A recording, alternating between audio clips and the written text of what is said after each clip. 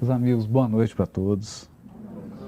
Eu fico muito feliz por duas razões. A primeira, de conhecer Tampa pela primeira vez, essa bela cidade.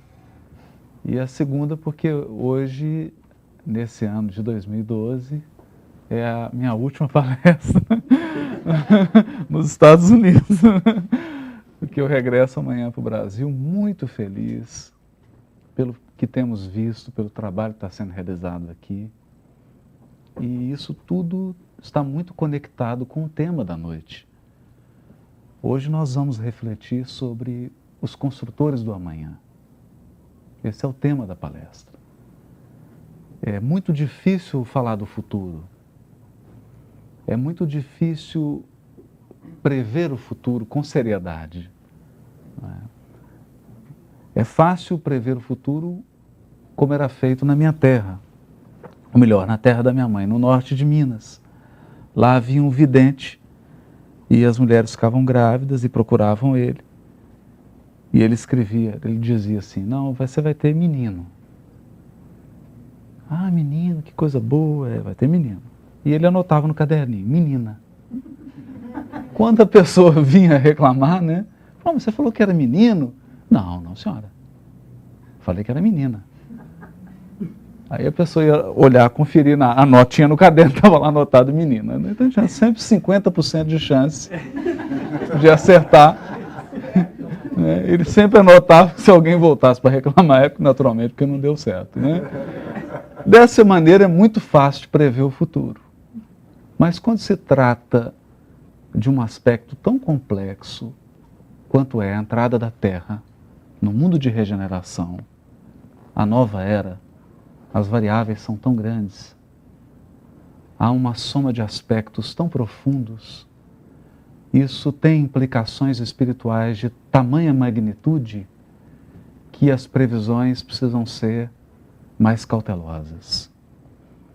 Por essa razão, nós baseamos a nossa reflexão da noite, especialmente, na obra de Allan Kardec chamada Gênese, e também nas obras que tratam dos aspectos do Evangelho que apontam para essa questão da nova era, do futuro. É importante que a gente entenda, como diz Emmanuel no prefácio do livro Nos Domínios da Mediunidade. Diariamente partem da Terra, diz Emmanuel, das mais variadas metrópoles, dos recantos mais obscuros, milhões de viajores. Regressam ao mundo espiritual, depois de uma peregrinação na carne. Voltam para o seu lar de origem. Alguns saem de cidades como Tampa, Orlando, Nova York, outros saem de cidades mais modestas, nos recantos mais desconhecidos do mundo. Nem todos com o mesmo grau de consciência do local para onde regressam, nem todos com o mesmo nível espiritual, porque a Terra é ambiente de variedade. Ao contrário do mundo espiritual, onde vigoram as leis da sintonia, onde as comunidades se reúnem baseadas no patamar evolutivo dos espíritos que lá habitam, aqui na Terra, nós podemos ter, convivendo lado a lado, morando na mesma vizinhança, espíritos muito superiores, com aquisições espirituais expressivas, ao lado de espíritos ainda bastante ignorantes e embrutecidos. Porque vigora no plano da carne a lei dos contrastes. É aqui na encarnação que nós damos o testemunho e a prova da lição assimilada. Se de fato o conteúdo que nós assimilamos é um conteúdo puramente intelectual ou se realmente ele já foi incorporado ao coração. Então aqui, como diz a página de abertura de hoje da reunião, é preciso muitas vezes utilizar da paciência, da bondade, da esperança, Porque não raro a vida nos coloca em situações em que nós defrontamos com muita maldade, com muita ignorância, com muita dificuldade. É um plano de aferição. Dizemos isso porque todos os espíritos encarnados na Terra conhecem o mundo espiritual. Todos os espíritos em trâmite na Terra já reencarnaram. Não se trata de saber se a reencarnação existe, se a imortalidade da alma é ou não uma realidade, se a comunicabilidade dos espíritos é possível ou não. Todos os espíritos sabem isso. Porque a verdade é um sol que nasce diariamente para todos. Para todos. Não é privilégio de algumas mentes. A capacidade de retenção da verdade é diferenciada, porque ela está relacionada ao patamar evolutivo de cada um. Nesse sentido, quando nós falamos de uma nova era, é preciso ter em conta que o controle, ou melhor, a direção, o governo da evolução no orbe, no plano dos encarnados, está situado no mundo espiritual. Essa é a primeira e mais valiosa lição de Allan Kardec para todos nós. Seria uma ilusão imaginar que, com toda a riqueza e com todo poder que um homem possa acumular, ele está no controle das questões do nosso mundo. Porque bastaria nós pensarmos: onde está Alexandre o Grande? Onde está Júlio César? Onde estará, com todo o nosso carinho, com todo o apreço que nós temos a ele, com todo o respeito ao trabalho que ele tem feito, onde estará Barack Obama daqui a 40 anos? Então, na sucessão das gerações, nas mudanças que vão ocorrendo, uns chegam, constroem, muitas vezes um império financeiro, constroem um império político, um império intelectual. Mas em determinado momento são convidados a se retirarem do cenário do mundo, do palco do mundo. Porque as decisões, a diretriz da evolução do orbe está no mundo espiritual, em regiões onde não há mais as variações a que todos nós estamos sujeitos. O governo do orbe está em regiões espirituais em que os espíritos já alcançaram a grandeza que os faz viverem o eterno presente. Não há mais a expectativa de encarnar, de desencarnar, de ir, de voltar, de construir, de desconstruir, de começar, de recomeçar, porque já atingiram uma estabilidade típica e natural dos espíritos puros, como define a questão 262 de O Livro dos Espíritos. Quando pensamos nisso, forçosamente nós somos levados a concluir que estamos sob direção. Estamos sob a direção de um olhar, que é um olhar que não se circunscreve à nossa encarnação. O olhar que nos dirige é um olhar que nos acompanha há muitos milênios. É o olhar do alto, que tutela a nossa evolução. Um olhar que do mundo espiritual superior acompanha um adulto, um ancião, uma anciã se tornarem novamente crianças. Começarem o beabá, aprenderem de novo a caminhar, aprenderem de novo uma língua, aprenderem a falar. Porque esses hiatos, essas paradas, ou melhor, usando a linguagem de mineiro, essas estações de trem. Porque as encarnações são estações de trem.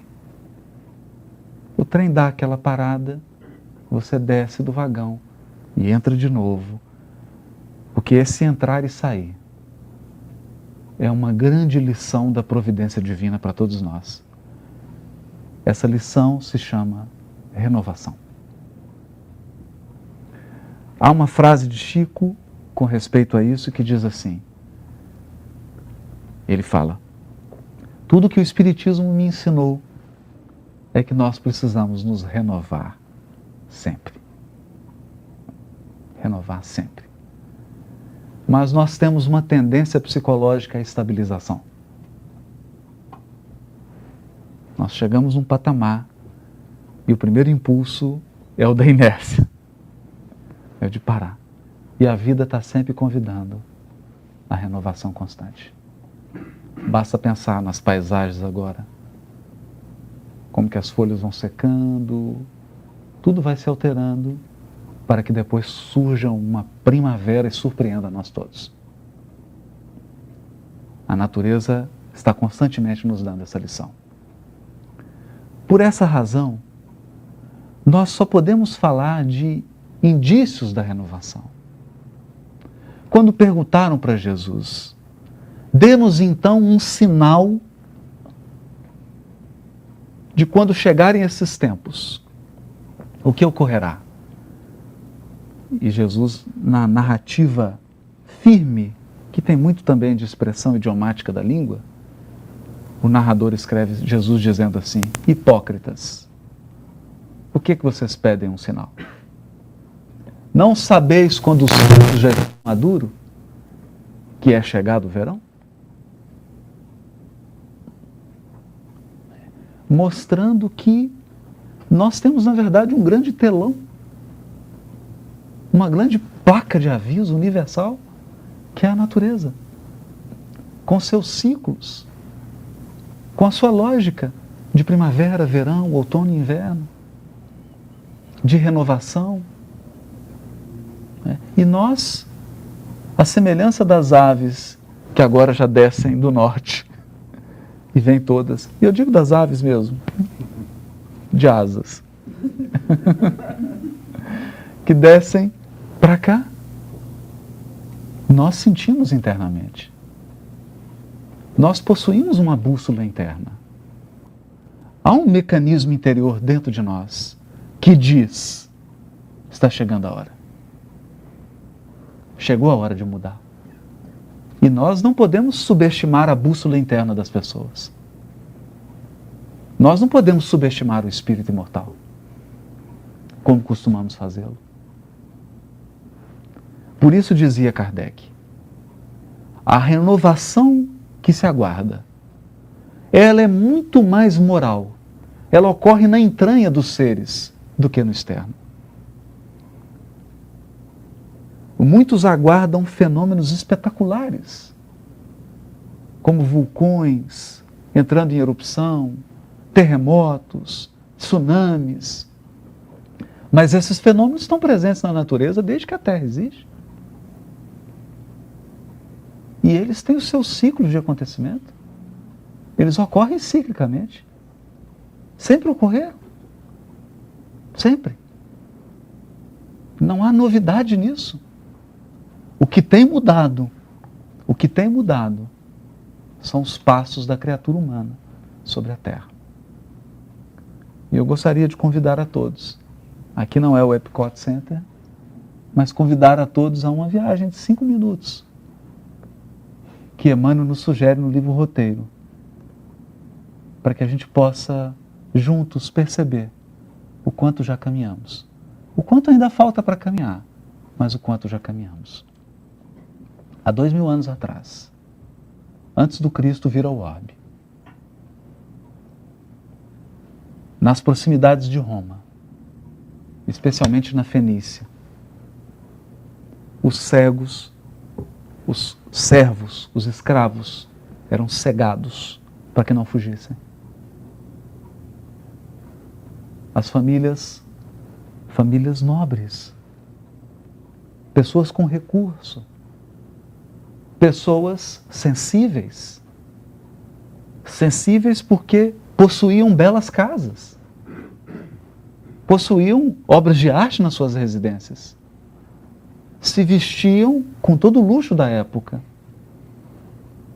representavam a elite econômica e social daquela sociedade.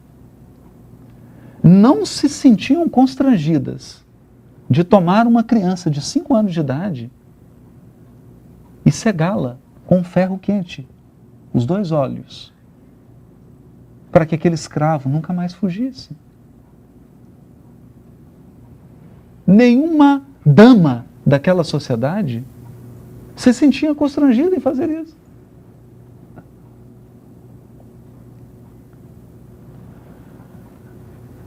Na própria cidade imperial,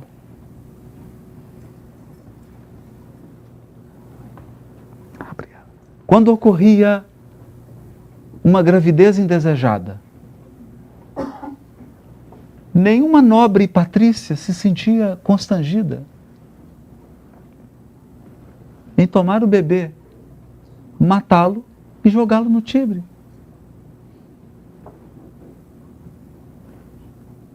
Isso era comum.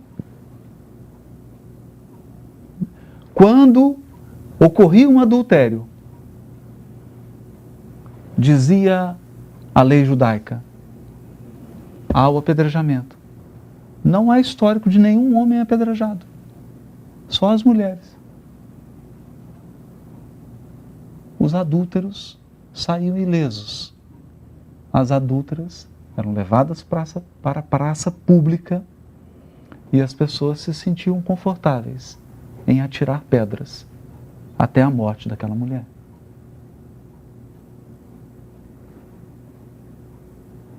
Ninguém se sentia constrangido em convidar os amigos para a sua casa e contratar 2 gladiadores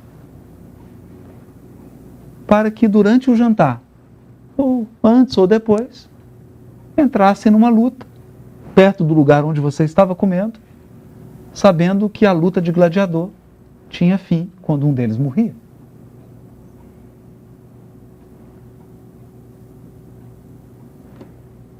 Nós encontramos essa descrição no jantar, no livro há 2000 anos, no jantar que Pilatos oferece ao casal Públio Lentulus e Lívia.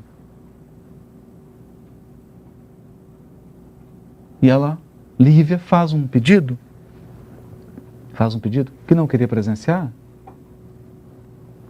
Então, quando chega o Cristo e começa a falar de tolerância, quando chega o Cristo e começa a falar de perdão, começa a falar de fraternidade, começa a falar de acolhimento, de preocupar com o outro, uma nova era, um novo caminho se abre para a humanidade. Para toda a humanidade. E como a renovação tem que começar num ponto, aquele foi o ponto escolhido. E dali se irradiou um processo transformador para todo o mundo. Para todo o mundo.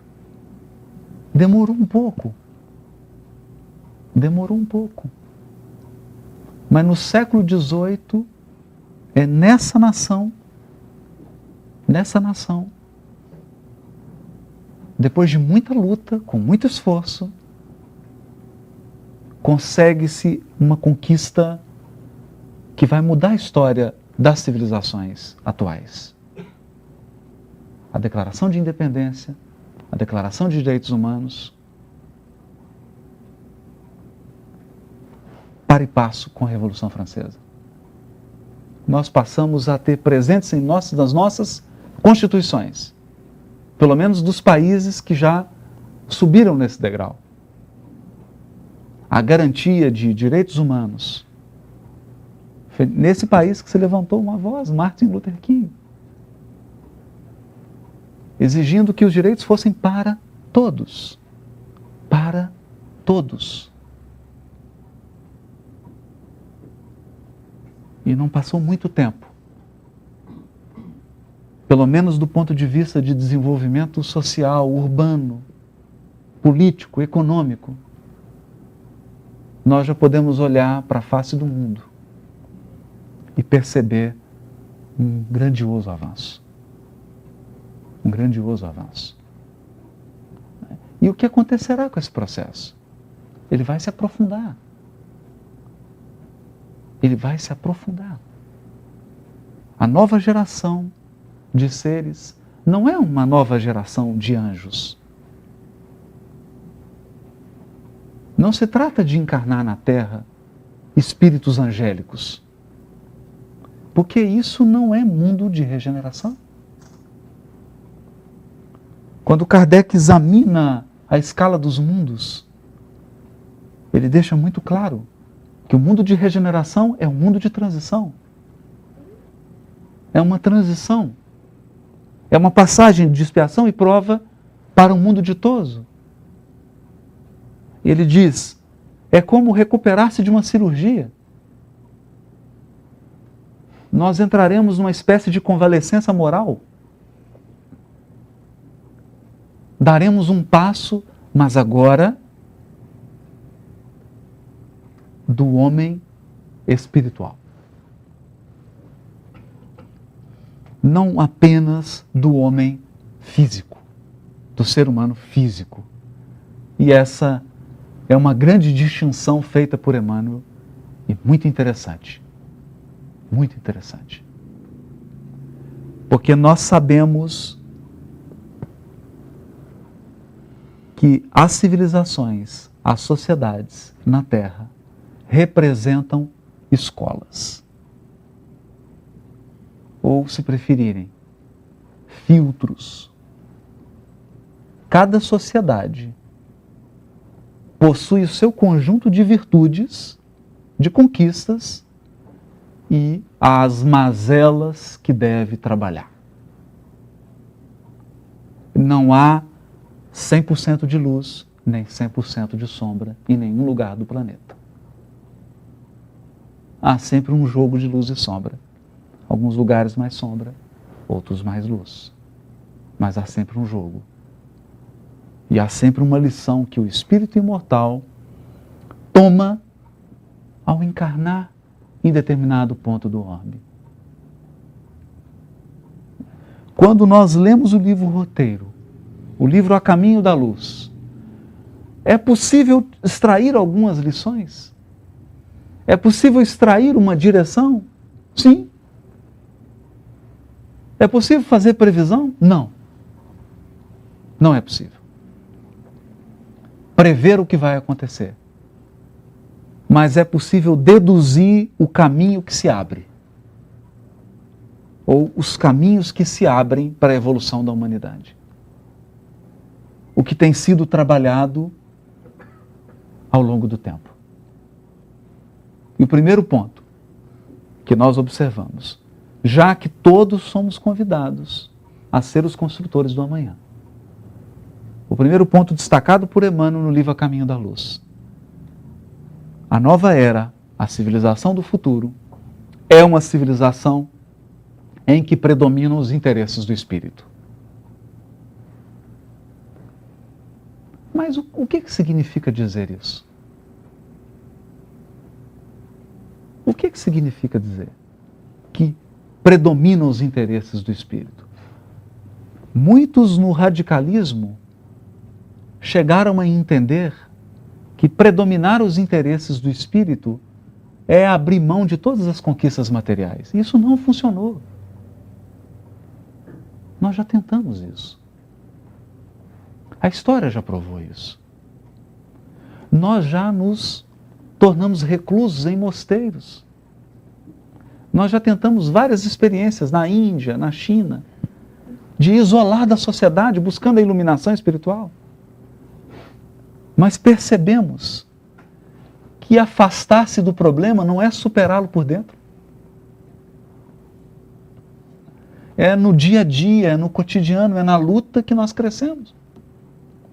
E voltamos novamente saímos dos locais de reclusão e voltamos para o trabalho, do dia a dia, do cotidiano. Por entender que evolução não é destruir o que já foi conquistado. Evolução é aperfeiçoamento. Portanto, algo já podemos concluir. O mundo de regeneração não é um mundo que abre mão das conquistas materiais. Pelo contrário. Elas se aprimoram e se intensificam. Se aprimoram e se intensificam. Chico Xavier, no Pinga Fogo, em 1971. Sob a inspiração de Emmanuel, afirmou. E nós já estamos podendo ver. Que se não nos envolvêssemos numa guerra de proporção mundial, muitos recursos tecnológicos, muitos avanços estavam sendo preparados para a Terra. Então não se trata de evolução material, progresso material ou progresso espiritual. Não. A grande equação do novo mundo é progresso material e progresso espiritual. Desenvolvimento social e desenvolvimento espiritual. Nós não vamos destruir as conquistas. Nós vamos acrescentar. Acrescentar. Então, as conquistas do homem civilizado, que já consegue um nível de desenvolvimento urbano, social, um aperfeiçoamento da paisagem onde vive, nós vamos acrescentar uma riqueza interna, moral, uma beleza por dentro. Agregar. Não seria maravilhoso?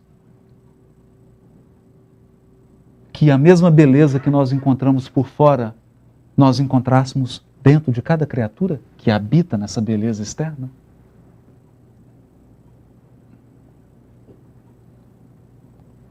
Então, essa é uma seta que aponta.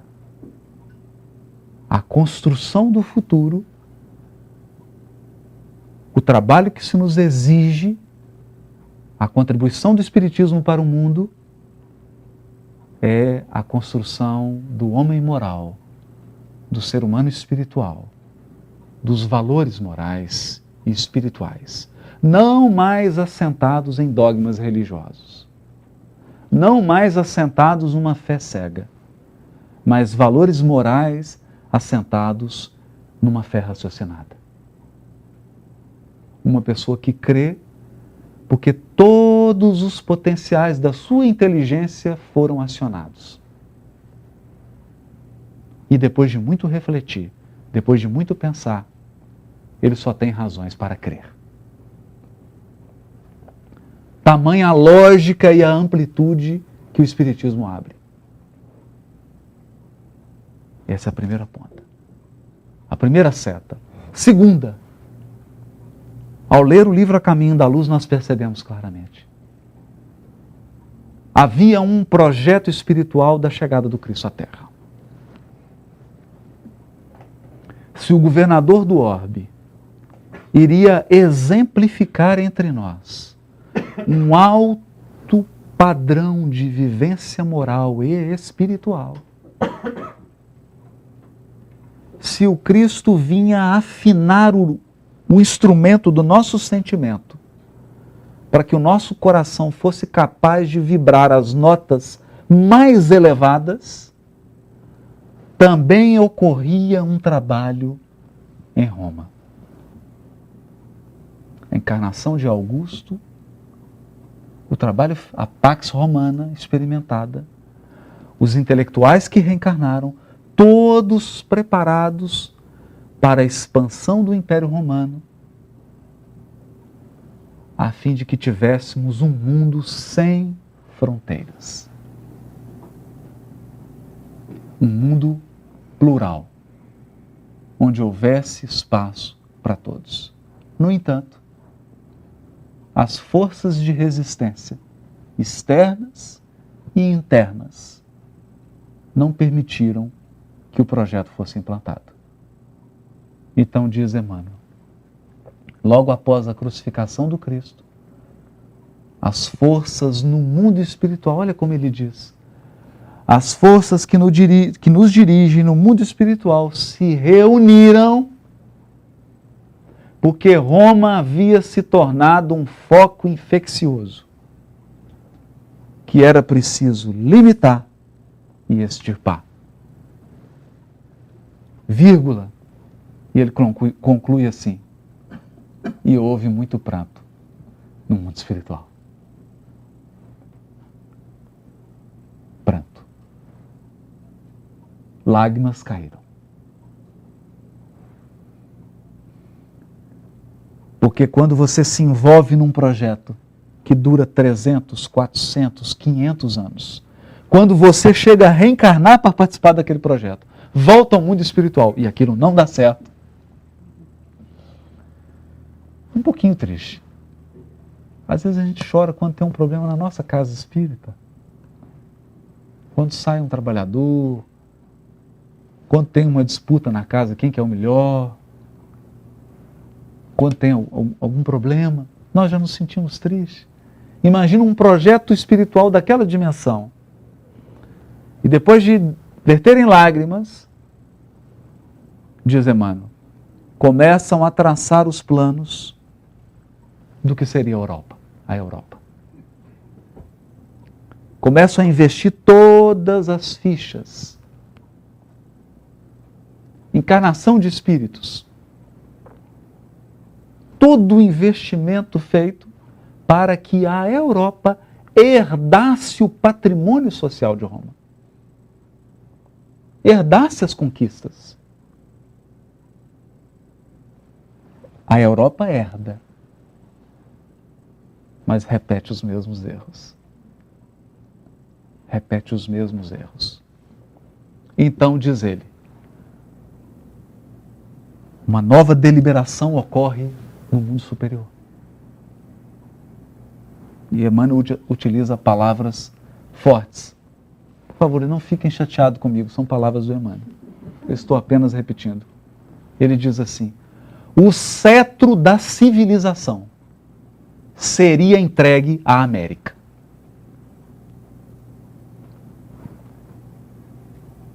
O cetro da civilização.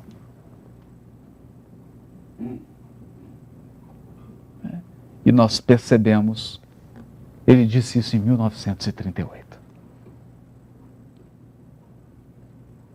Nós estamos em 2012. E nós estamos percebendo o que está acontecendo na América do Norte, América Central e América do Sul. O que tem ocorrido? E com a mesma lição.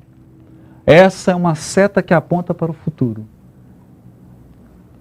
E essa seta se chama: não haverá nova geração, não haverá nova era, sem a fraternidade universal. Sem a fraternidade universal. O profeta Isaías utiliza uma linguagem de 4.000 anos atrás.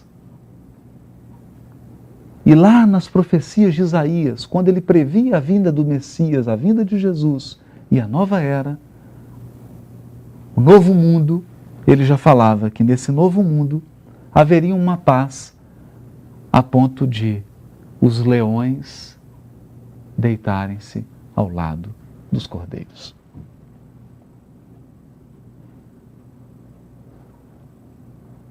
Isso é muito significativo. Porque não significa que o leão ia se transformar em cordeiro ou o cordeiro se transformar em leão.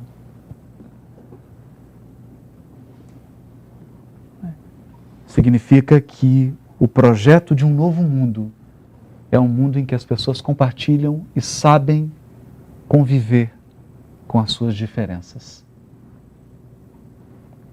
Então, ninguém precisa ser um argeliano, ninguém precisa ser um brasileiro, ninguém precisa ser um britânico, precisa ser um americano. Você pode continuar nas suas características culturais, no seu ponto de afinidade, mas com uma abertura de coração para receber a todos. Com o espírito de fraternidade, para enxergar nas pessoas filhos de um mesmo Pai. Então, esse é um rumo da nova geração. É uma geração que tem um pensamento mais universalista. Mais universalista. E há todo um trabalho da espiritualidade para nos educar. Para nos educar. E a grande ferramenta pedagógica dessa nova era tem sido a internet. Porque tem educado os nossos espíritos para a universalidade. Antes, alguém nascia em Tampa e possivelmente ele viveria uma encarnação inteira aqui sem nunca sair da Flórida. Ou quiçá sem nunca sair de Tampa. A minha avó, por exemplo, eu acho que ela nunca saiu da cidade onde ela mora. Então, quando você nascia num local, aquele local era o limite. Sabe quando você coloca uma criança num cercadinho, né? Era mais ou menos assim. Mas acontece que hoje nós chegamos num nível de maturidade espiritual. A espiritualidade superior tem nos concedido uma mobilidade ampla. Uma capacidade circular. E essa capacidade vai aumentar. Vai aumentar. Porque na medida em que nós nos equilibramos por dentro, as nossas potencialidades, ou melhor, as nossas possibilidades externas se ampliam. Quanto mais equilíbrio por dentro, mais possibilidades externas. Porque quem tem equilíbrio por dentro sabe passar sem perturbar. É o que diz André Luiz no livro Agenda Cristã. Auxilia e passa. Ajuda e passa. Passa. Não fica ali esperando. Auxilia e passa. Porque às vezes nós nos auxiliamos e nos comprometemos, porque ficamos esperando, querendo resposta, querendo uma gratidão, querendo um resultado. Não. Auxilia e passa.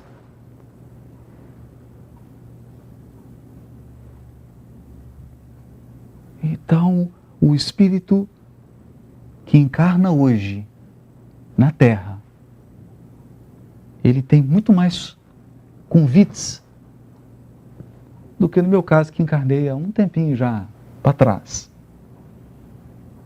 Ele é convidado a ser mais leve, a ser mais arejado, a ser mais aberto, a se abrir mais para o mundo, para as pessoas, para as possibilidades. É um convite. Não significa que todos aceitam, mas o convite aí está. É uma característica da nova era. Outro ponto muito bem lembrado por Kardec, no livro A Gênese, é que a nova geração será uma geração que aprenderá a usufruir mais do que ter.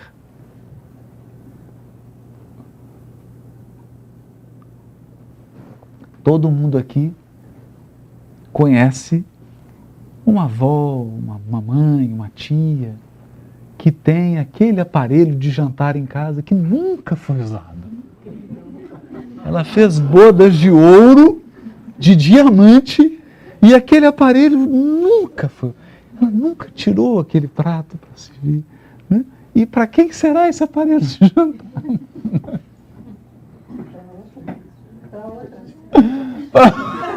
Para outro guardar. Então nós aprenderemos na nova era a nos livrarmos do espírito de culpa e a usufruir. A usufruir com equilíbrio. Com equilíbrio. Sem a ganância. Sem a sede de colecionador. A gente tem vontade de ter para colecionar, né? Você tem. Desrespeitando uma lei universal, que é a lei do uso. Você pode ter tudo que você usa. Não há nenhum problema. Essa será uma grande lição. Ainda conversava hoje com o presidente da Federação Espírita da Flórida, meu amigo Marcelo, sobre isso. Sobre quando esse padrão moral for incorporado, as mudanças que deverão ocorrer no sistema financeiro do mundo. Porque todas as instituições, tudo que funciona hoje na Terra, está baseado num padrão moral.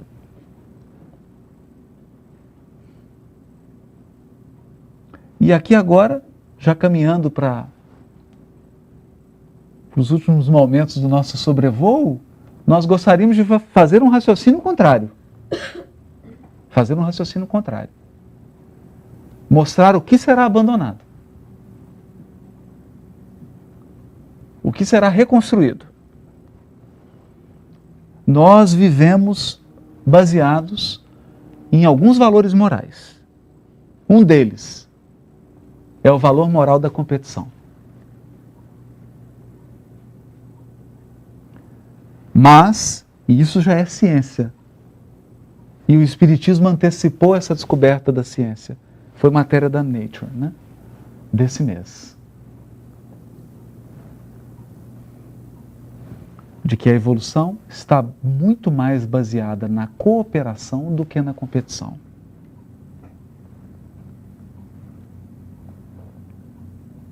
Basta pensar num conceito que Darwin não conheceu: ecossistema. Darwin não conheceu isso. Se você altera a temperatura de uma água, você afeta todo o ecossistema de Tampa. De insetos, plantas, tudo. Pássaros, tudo. Então, será que nós vivemos realmente num ambiente de competição? Será que o paradigma não é o da cooperação? É da cooperação. As espécies cooperam.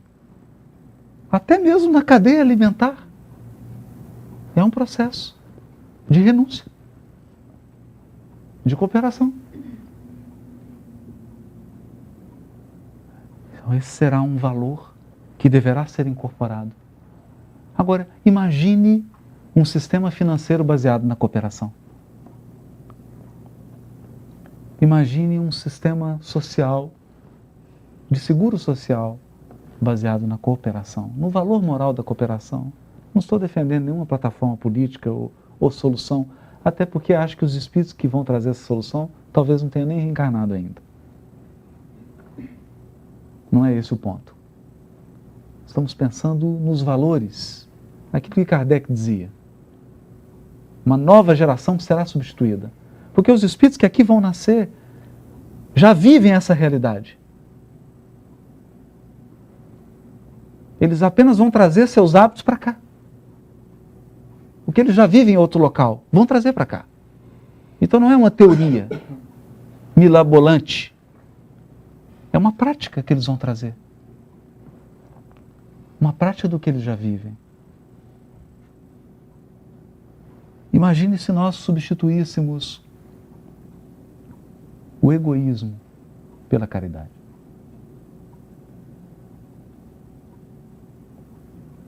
O egoísmo pela caridade. Porque há milênios nós somos educados a pensar: o que eu preciso? E muito pouco nós pensamos: o que o outro precisa?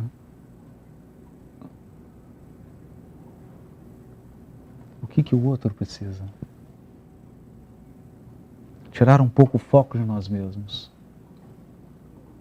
Ou o valor moral chamado orgulho. Uma competição para saber quem é o melhor.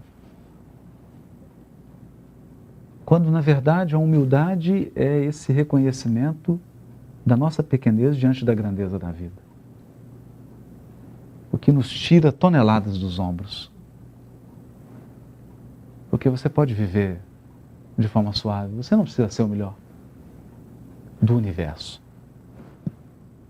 Você deve ser sempre o melhor que você pode ser, né? Sem querer imitar nenhum pastor americano. O melhor você que você pode ser já está parecendo o Joey né? Austin. Mas essa é a caminhada evolutiva. O aprimoramento interno. Então, através desses valores, nós vamos reconhecer a nova geração. Não nos enganemos. A nova geração não é uma nova geração que tem elementos intelectuais. Muitas crianças que nascem hoje, muitos jovens, têm valores intelectuais mais avantajados.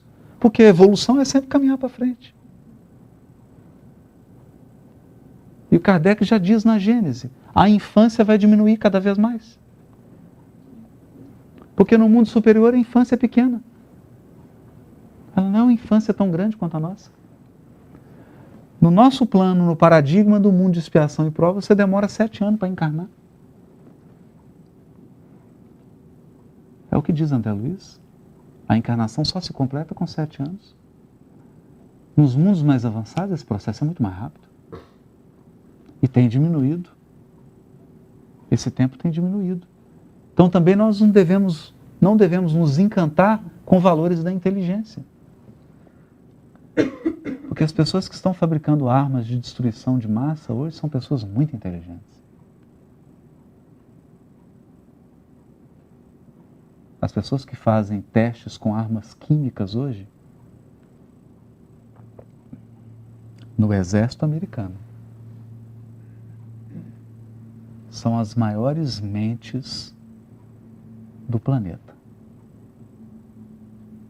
contratadas de diversos países para testar os efeitos das armas químicas em macacos. Mas aí já é protocolo 5, eu não posso entrar muito em detalhe. Estou brincando. Mas nós sabemos disso. São grandes inteligências. Então não é a inteligência que vai definir. É o padrão moral. O avanço moral. Porque se nós conseguimos estabilizar o sentimento, o progresso intelectual vem numa velocidade assombrosa. Assombrosa. Eu não sei se tem alguém que lida, mas tem, com certeza tem aqui, alguém que lida com a educação de crianças. Os maiores obstáculos para a aprendizagem são fatores emocionais. Uma criança que não consegue aprender na escola porque tem pais, tem violência dentro de casa, é algum aspecto emocional. Quando você está emocionalmente bem, você aprende numa velocidade. Estabilizando a parte emocional, a parte moral, o nosso aprendizado será gigantesco. Será gigantesco. Enorme. Então essas são algumas direções extraídas da magistral obra de Allan Kardec, a Gênese. E que eu gostaria de fazer uma última colocação sobre essa obra. Muitos apressadamente abrem o livro A Gênese e falam impensadamente que a obra está ultrapassada. Porque Allan Kardec abordou teorias que já não são mais aceitas. Olha, eu não sei realmente se a versão que eu tenho da Gênese é diferente dessas pessoas. Mas a versão que eu tenho da Gênese, publicada pela Federação Espírita Brasileira, Kardec examinou algumas teorias da formação do orbe, da formação da Terra, como hipóteses da ciência. Ele não falou que era uma teoria dele. Ele falou na terceira pessoa. Há 5 teorias sobre a formação. Mas naquela época só haviam aquelas. E ele abordou uma por uma. Ele não endossou nenhuma teoria. Ele não falou, essa é a minha teoria, agora todo mundo aceita. Pelo contrário. Ele disse assim, o Espiritismo tem 3 aspectos. Um deles é o científico.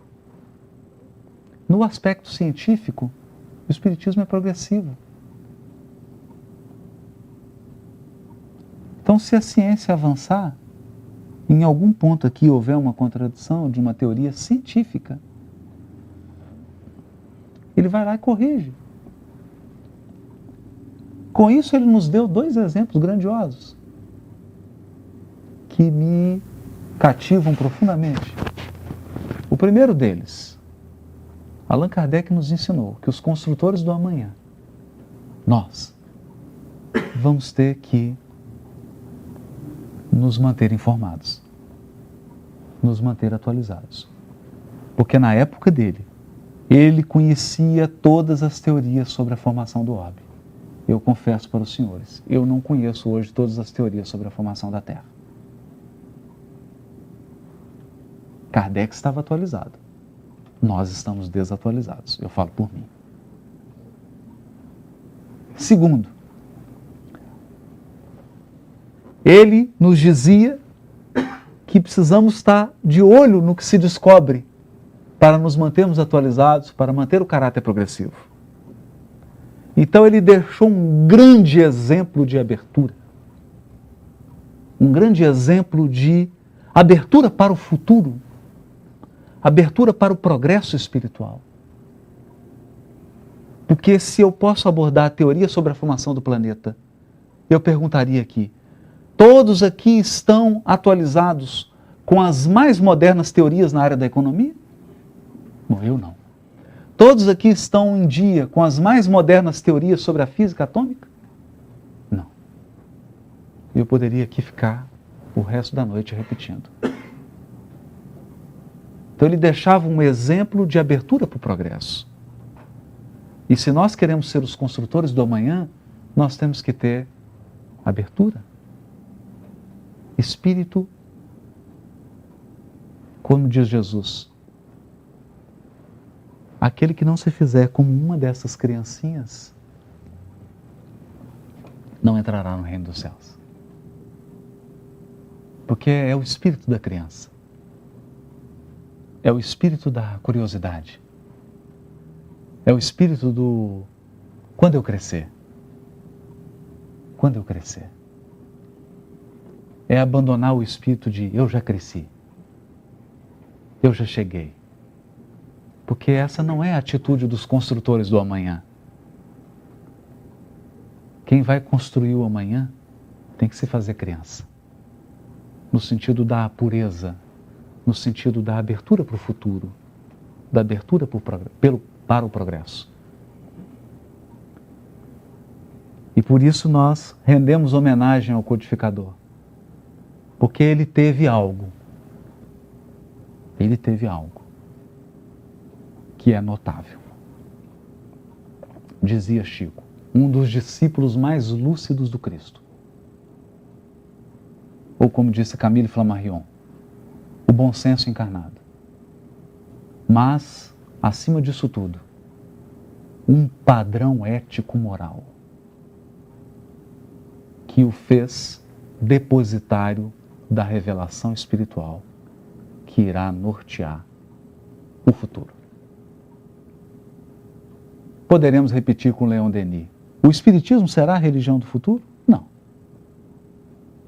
Mas ele será o futuro das religiões. E um dia nós poderemos dizer com muita alegria, como Kardec disse na Sociedade Espírita Parisiense. E até hoje nós não conseguimos. Alguns se levantam e dizem, Kardec está ultrapassado. Mas o que ele fez na Sociedade Espírita Parisiense, nós nunca conseguimos fazer até hoje. no movimento espírita. Quando ele disse, aqui na Sociedade Espírita Parisiense, não se usa preces protocolares. Primeiro porque o Espiritismo não tem dogmas, não tem rituais. Mas o mais importante, nós não queremos ferir a sensibilidade do protestante espírita, do católico espírita, do judeu espírita, do muçulmano espírita. Eu ainda fico pensando se realmente sou como uma criança, tal qual aquela que Jesus puxou, se eu tenho essa abertura de coração para que um muçulmano entre aqui agora e diga, eu sou muçulmano espírita. Será que eu serei capaz de acolher essa alma com toda a caridade que eu prego? Se entrar aqui um judeu de quipá e disser, eu sou um rabino judeu, tenho uma comunidade de 1000 pessoas em Tampa, mas eu sou um rabino espírita, eu terei caridade para com essa alma? Eu saberei mostrar o espiritismo para essa alma sem feri-lo, sem querer impor a ele que ele transforme sua sinagoga num grupo espírita?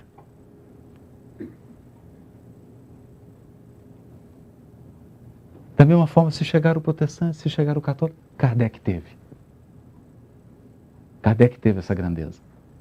Porque ele era o codificador. Afinal, ele era o codificador. Afinal, ele tinha a grandeza moral. Afinal, ele foi o primeiro da nova era a colocar a pedra. Ou melhor, ele foi o primeiro a carregar por 100 metros a tocha. Queira Deus que nós tenhamos a honra de pelo menos tocar nela, porque ela vai caminhar conosco ou sem a nossa presença. É uma honra poder segurá-la, nem que seja por 10 metros. Muito obrigado. Boa noite para todos.